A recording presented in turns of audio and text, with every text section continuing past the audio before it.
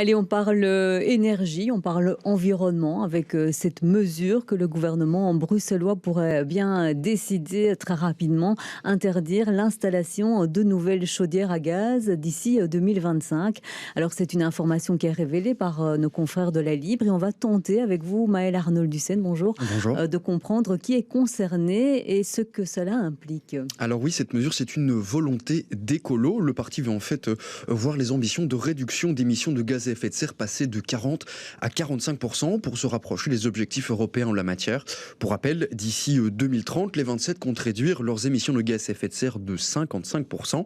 Et pour ce faire, la région ambitionne de se libérer de plus en plus des énergies fossiles. Alors le gouvernement table sur plusieurs mesures, notamment interdire les chaudières à gaz pour tous les permis d'urbanisme dès 2025. Ces chaudières ne seraient aussi plus subsidiées dès 2023.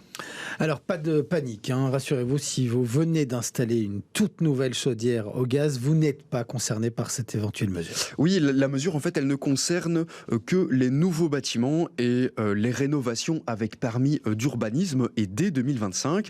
À partir de ce moment-là, les nouvelles constructions devront être passives, soit dotées d'une pompe à chaleur et donc basse énergie.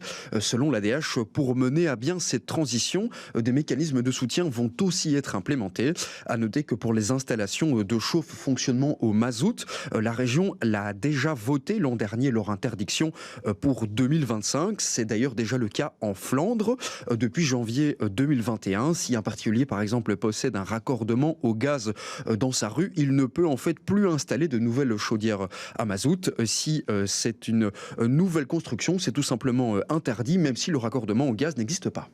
Alors, c'est intéressant de se focaliser un petit peu sur les prix de ces différentes installations, les chaudières au gaz ou à mazout. Est-ce qu'elles sont plus chères ou moins chères que les pompes à chaleur ? Alors si c'est l'un des moyens les plus écologiques pour se chauffer, l'installation d'une pompe à chaleur est encore assez coûteuse. Les modèles les plus prisés, dits RO, tournent autour des 10 000 euros. Mais certaines pompes dites géothermiques, qui engrangent directement la chaleur en fait dans le sol, peuvent grimper jusqu'à 15 000 voire 20 000 euros. À long terme, en revanche, combinées à l'utilisation de panneaux solaires, elles permettent une indépendance énergétique accrue.